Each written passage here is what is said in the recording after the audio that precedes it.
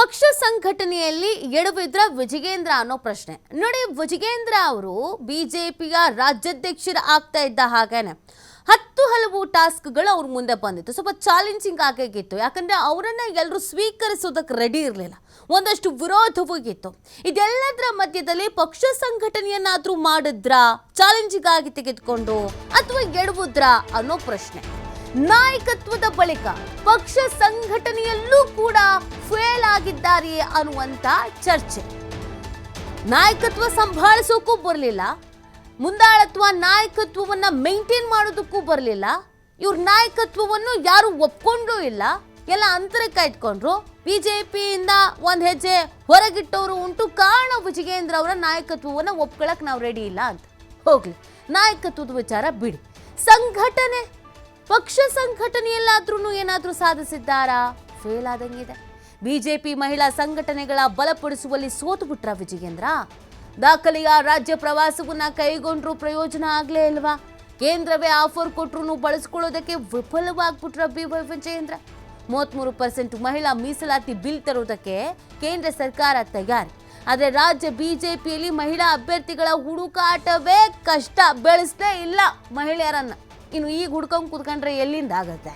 ಕೇಂದ್ರ ನಾಯಕರ ಟಾಸ್ಕ್ ಅನ್ನ ಪೂರೈಸುವುದಕ್ಕೆ ಪರದಾಡ್ತಿದ್ದಾರೆ ರಾಜ್ಯ ಕೇಸರಿ ಪಕ್ಷ. ನೋಡಿ, ಮಹಿಳಾ ಆಕಾಂಕ್ಷಿಗಳ ಪಟ್ಟಿಯನ್ನು ಸಿದ್ಧಪಡಿಸೋದಕ್ಕೆ ಸೂಚಿಸಿರೋದು ದೆಹಲಿ ನಾಯಕರು. ಇವರು ಇಲ್ಲಿ ತನಕ ಒಬ್ಬರು ಮಹಿಳಾ ಪದಾಧಿಕಾರಿಗಳು, ಮಹಿಳಾ ಕಾರ್ಯಕರ್ತರು, ಮಹಿಳೆಯರನ್ನ ಬೆಳೆಸ್ಲೂ ಇಲ್ಲ, ಹುಡುಕ್ಲೂ ಇಲ್ಲ.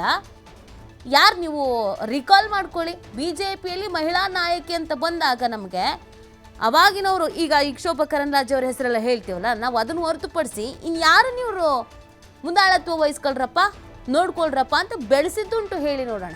ವಿಧಾನಸಭೆ, ಲೋಕಸಭಾ ಕ್ಷೇತ್ರಗಳಲ್ಲಿ ಕಣಕ್ಕಿಳಿಸೋದಕ್ಕೆ ಅಭ್ಯರ್ಥಿಗಳ ಹುಡುಕಾಟವನ್ನ ಮಾಡಲಾಗ್ತಾ ಇದೆ. ಎಲ್ಲ ಆಗೋದ್ಮೇಲೆ ಅದೇನೋ ಹೇಳ್ತಾರಲ್ಲ, ಕೊಳ್ಳೆ ಹೊಡೆದ್ಮೇಲೆ ಬಾಗಿಲು ಹಾಕಿದ್ರಂತೆ ಅಂತ, ಹಂಗೆ ಇವ್ರ ಕತೆ. ಇವಾಗ 224 ವಿಧಾನಸಭಾ ಕ್ಷೇತ್ರಗಳ ಪೈಕಿ 72 ಕ್ಷೇತ್ರಗಳಿಗೆ ಸಿಗಲಿದೆ ಮಹಿಳಾ ಮೀಸಲಾತಿ. ಹಾಗೆಯೇ 28 ಲೋಕಸಭಾ ಕ್ಷೇತ್ರಗಳ ಪೈಕಿ 8 ಕ್ಷೇತ್ರಗಳಿಗೆ ಮಹಿಳಾ ಮೀಸಲಾತಿ.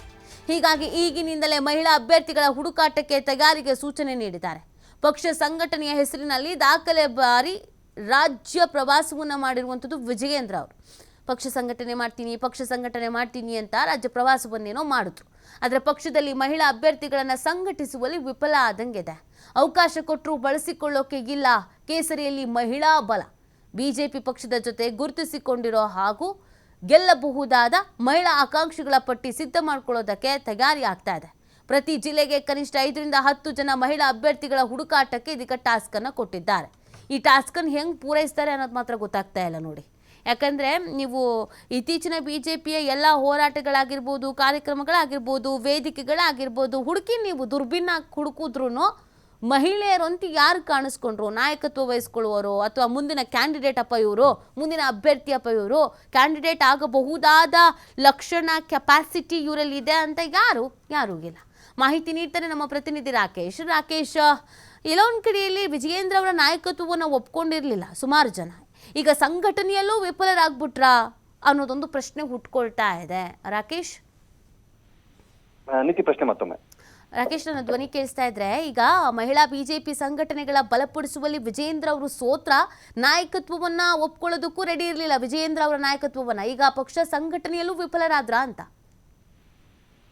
ಬಿಜೆಪಿಯಲ್ಲಿ ಪ್ರತಿಯೊಂದು ಪಕ್ಷ ಅಂದ್ರೆ ಪ್ರತಿಯೊಂದು ಕಾರ್ಯವೂ ಕೂಡ ಪ್ಲಾನ್ ಬದ್ಧವಾಗಿ ಆಗಿರುತ್ತೆ, ಅಥವಾ ಅವೆಲ್ಲವನ್ನು ರೆಡಿ ಮಾಡಿಕೊಂಡೇ ಅವರು ಚುನಾವಣೆಗಾಗ್ಲಿ ಅಥವಾ ಪ್ರಚಾರಕ್ಕಾಗ್ಲಿ ಇಳಿತಾರೆ ಅನ್ನುವಂಥದ್ದು ಇದುವರೆಗಿದ್ದಂತಹ ವಾಡಿಕೆ. ಹಾಗೆ ಅದನ್ನ ಬಿಜೆಪಿ ಫಾಲೋ ಮಾಡ್ತಾನೆ ಬಂದಿತ್ತು. ಆದ್ರೆ ಈ ಬಾರಿ ಬಿಜೆಪಿ ಇಂತಹ ಒಂದು ತನ್ನ ಮೂಲ ಪ್ರತೀತಿಯಿಂದ ದೂರ ಸರಿಯುವಂತಹ ಸನ್ನಿವೇಶ ನಿರ್ಮಾಣ ಆಗಿದೆ. ಇದರಲ್ಲಿ ರಾಜ್ಯಾಧ್ಯಕ್ಷ ವಿಜಯೇಂದ್ರ ಅವರು ಫೇಲ್ ಆಗಿದ್ದಾರೆ ಅಂತಲೇ ಕರೆಯಲಾಗ್ತಾ ಇದೆ. ಯಾಕಂದ್ರೆ ಈಗಾಗಲೇ ದಾಖಲೆಯ ಬಾರಿಗೆ ರಾಜ್ಯ ಪ್ರವಾಸವನ್ನ ಮಾಡಿದ್ದೇನೆ ಅನ್ನುವಂತಹ ಹೇಳಿಕೆಯನ್ನ ವಿಜಯೇಂದ್ರ ಅವರು ಕೊಟ್ಟುಕೊಂಡು ಬಂದಿದ್ದಾರೆ. 3ಕ್ಕೂ ಹೆಚ್ಚು ಬಾರಿ ರಾಜ್ಯದ ಉದ್ದಗಲಕ್ಕೂ ಸಂಚಾರ ಮಾಡಿ 1 ಲಕ್ಷ ಕಿಲೋಮೀಟರ್ಗೂ ಹೆಚ್ಚು ದೂರವನ್ನ ಕ್ರಮಿಸಿ ನಾನು ಪಕ್ಷ ಸಂಘಟನೆಯನ್ನ ಮಾಡ್ಕೊಳ್ತೇನೆ ಅನ್ನುವಂಥ ವಿಚಾರವನ್ನು ಹೇಳ್ಕೊಂಡಿದ್ದಾರೆ. ಆದ್ರೆ ತಮ್ಮದೇ ಪಕ್ಷ ಸಂಘಟನೆ ಕಾರ್ಯದ ವೇಳೆ ಮಹಿಳಾ ಪಡೆಯನ್ನ ಬಲಗೊಳಿಸುವಂತ ವಿಚಾರದಲ್ಲಿ ವಿಜಯೇಂದ್ರ ಅವರು ನಿರೀಕ್ಷೆಯನ್ನ ತಲುಪಿಲ್ಲ, ಅಥವಾ ಅದನ್ನ ಬಲಪಡಿಸುವಲ್ಲಿ ವಿಫಲರಾಗಿದ್ದಾರೆ ಅನ್ನುವುದು ಕೂಡ ಗಮನಾರ್ಹ. ಯಾಕಂದ್ರೆ ಈಗಾಗಲೇ ಕೇಂದ್ರ ಸರ್ಕಾರ ಮಹಿಳಾ ಮೀಸಲಾತಿ ವಿಚಾರಕ್ಕೆ ಸಂಬಂಧಪಟ್ಟ ಹಾಗೆ 33% ಮಹಿಳಾ ಮೀಸಲಾತಿಯನ್ನ ಜಾರಿ ತರುವುದಕ್ಕಿರುವಂತಹ ಬಿಲ್ ಅನ್ನ ಸದನದಲ್ಲಿ ಮಂಡಿಸಿ ಅಂಗೀಕರಿಸುವ ನಿರ್ಧಾರವನ್ನ ಮಾಡ್ತಾ ಇದೆ. ಅಥವಾ ವಿಶೇಷ ಕ್ಯಾಬಿನೆಟ್ ನಲ್ಲಿ ಇದಕ್ಕೆ ಅಂಗೀಕಾರವನ್ನು ಕೊಡುವಂತ ಸಾಧ್ಯತೆಗಳು ಕೂಡ ಇದೆ. ಆ ನಿಟ್ಟಿನಲ್ಲಿ ಅದಕ್ಕೆ ಬೇಕಾಗಿರುವಂತ ತಯಾರಿಯನ್ನ ಮಾಡೋದಕ್ಕೋಸ್ಕರ ಪಕ್ಷ ಇಡೀ ದೇಶದಾದ್ಯಂತ ತನ್ನ ಸಂಘಟನೆಗೆ ಕರೆ ಕೊಡ್ತಾ ಇದೆ. ಇಲ್ಲಿ ಮಹಿಳಾ ಮೀಸಲಾತಿ ಅನ್ವಯವಾದ್ರೆ ಅದಕ್ಕೆ ಯಾವ ರೀತಿ ಪ್ರಿಪರೇಷನ್ ಮಾಡ್ಕೋಬೇಕು ಅನ್ನೋ ಒಂದು ಸೂಚನೆಯನ್ನ ಕೂಡ ಕೊಟ್ಟಿದೆ. ಅದನ್ನ ಗಮನಿಸಿದಾಗ ರಾಜ್ಯದಲ್ಲಿ ಅತಿ ದೊಡ್ಡ ಪಕ್ಷದ ಸದಸ್ಯರಾಗಿರುವಂತಹ ಮಹಿಳಾ ಬಲದಲ್ಲಿ ಅಭ್ಯರ್ಥಿಗಳಾಗುವುದಕ್ಕೆ ಅಥವಾ ಮಹಿಳಾ ನಾಯಕಿಯರು ಚುನಾವಣೆಯಲ್ಲಿ ಸ್ಪರ್ಧಿಸಬಹುದು ಅಥವಾ ಇಂಥವರಿಗೆ ಕೊಟ್ರೆ ಗೆಲ್ಲಬಹುದು ಅನ್ನುವಂತ ನಿರೀಕ್ಷೆಯನ್ನ ಮಾಡುವ ಸಾಧ್ಯ ಇಲ್ಲದಷ್ಟು ಅಭ್ಯರ್ಥಿಗಳು ಕೂಡ ಅಥವಾ ಆಕಾಂಕ್ಷಿಗಳು ಕೂಡ ಇಲ್ಲದಿರುವುದು ಬಿಜೆಪಿಯ ಪಾಲಿಗೆ ಹಿನ್ನಡೆಯಾಗಿ ಪರಿಣಮಿಸಿದೆ. ಈಗಿನ ಲೆಕ್ಕಾಚಾರಗಳ ಪ್ರಕಾರ ರಾಜ್ಯ ಮತ್ತು ಅಂದ್ರೆ ವಿಧಾನಸಭೆ ಮತ್ತು ಲೋಕಸಭಾ ಕ್ಷೇತ್ರವಾರು ಹಂಚಿಕೆಯನ್ನು ನೋಡಿದಾಗ 78 ಅಂದ್ರೆ 78ಕ್ಕೂ ಹೆಚ್ಚು ಕ್ಷೇತ್ರಗಳಿಗೆ ಮಹಿಳಾ ಮೀಸಲಾತಿ ದೊರೆಯುತ್ತದೆ. ಇಂಥ ಸಂದರ್ಭದಲ್ಲಿ ಅಷ್ಟು ಮಂದಿ ಮಹಿಳೆಯರನ್ನ ಪಕ್ಷ ಸಿದ್ಧಪಡಿಸಬೇಕಾಗುತ್ತೆ. ಮುಂದಿನ ಚುನಾವಣೆಗೆ 2 ವರ್ಷಗಳ ಕಾಲಾವಧಿ ಇದ್ರೂ ಕೂಡ ಈಗಾಗಲೇ ಅತಿ ದೊಡ್ಡ ಸಂಘಟನೆಯ ಪಕ್ಷದ ಸಂಘಟನೆಯನ್ನು ಹೊಂದಿರುವಂತಹ ಬಿಜೆಪಿಯಲ್ಲಿ ಮಹಿಳಾ ಆಕಾಂಕ್ಷಿಗಳ ಸಂಖ್ಯೆ ಆಗಲಿ ಅಥವಾ ಉಮೇದುವಾರಿಕೆಯನ್ನ ಸಲ್ಲಿಸಬಹುದಾದಂತಹ ಮಹಿಳೆಯರು ಇಲ್ಲದಿರುವುದು ಒಂದು ರೀತಿಯಲ್ಲಿ ಹಿನ್ನಡೆಯಾಗಿ ಪರಿಣಮಿಸ್ತಾ ಇದೆ. ಮಹಿಳಾ ಘಟಕದ ಅಧ್ಯಕ್ಷರು ಕೂಡ ಈ ನಿಟ್ಟಿನಲ್ಲಿ ಸೋತಿದ್ದಾರೆ. ಹಾಗೆ ಪಕ್ಷ ಸಂಘಟನೆ ವಿವಿಧ ವಿಭಾಗಗಳನ್ನ ತಮ್ಮ ಜವಾಬ್ದಾರಿಯಿಂದ ತೆಗೆದುಕೊಳ್ಳುವಂತ ವಿಜಯೇಂದ್ರ ಅವರು ಅದನ್ನ ಸಮರ್ಪಕವಾಗಿ ಕಲೆ ಹಾಕುವಲ್ಲಿ ಕೂಡಿ ಹಾಕಿಕೊಳ್ಳುವಲ್ಲಿ ವಿಫಲರಾಗಿದ್ದಾರೆ ಅಂತಲೇ ಕರೆಯಲಾಗ್ತದೆ. ಈಗ ನೋಡ್ತಿದ್ರೆ ಹಂತ ಹಂತವಾಗಿ ವಿಜಯೇಂದ್ರ ಅವರ ನಾಯಕತ್ವದ ವಿರುದ್ಧ ವಿಚಾರದಲ್ಲೂ ಕೂಡ ಆಕ್ಷೇಪಗಳು ವ್ಯಕ್ತವಾಗಿತ್ತು, ವಿರೋಧಾಭಾಸಗಳು ಬಂದಿತ್ತು. ಈಗ ಪಕ್ಷ ಸಂಘಟನೆಯಲ್ಲಿ ಸಾಧನೆ ಮಾಡಿದ್ದೇನೆ ಅಂದ್ರೂ ಕೂಡ ಆ ಸಂಘಟನೆಯ ವಿಚಾರದಲ್ಲೂ ಅವರು ಎಡವಿ ನಿಂತಿದ್ದಾರಾ ಅನ್ನುವಂತ ಪ್ರಶ್ನೆಗಳು ಕಾಡ್ತಾ ಇದೆ. ಸೊ ದಿನದಿಂದ ದಿನಕ್ಕೆ ವಿಜೇಂದ್ರ ಅವರ ಪ್ರಭಾವಳಿ ಹೆಚ್ಚಿಸುವುದರ ಬದಲಾಗಿ ನಿಧಾನವಾಗಿ ಕುಂಠಿತವಾಗ್ತಿದೆಯಾ, ರೆಬೆಲ್ಸ್ಗಳ ಆರೋಪ ನಿಜವಾಗ್ತಾ ಇದೆಯಾ, ವಿಜೇಂದ್ರ ಅವರ ನಾಯಕತ್ವದಲ್ಲಿ ಎಲ್ಲವೂ ಕೂಡ ಪಕ್ಷದೊಳಗೆ ಸರಿಯಾಗಿ ಹೋಗ್ತಿಲ್ವಾ ಅನ್ನುವಂತ ಪ್ರಶ್ನೆಯನ್ನ ಹುಟ್ಟು ಹಾಕ್ತಾ ಇದೆ ನೀತಿ. ಓಕೆ, ಥ್ಯಾಂಕ್ ಯು ರಾಕೇಶ್ ತಮ್ಮ ಡೀಟೇಲ್ಸ್ಗಾಗಿ.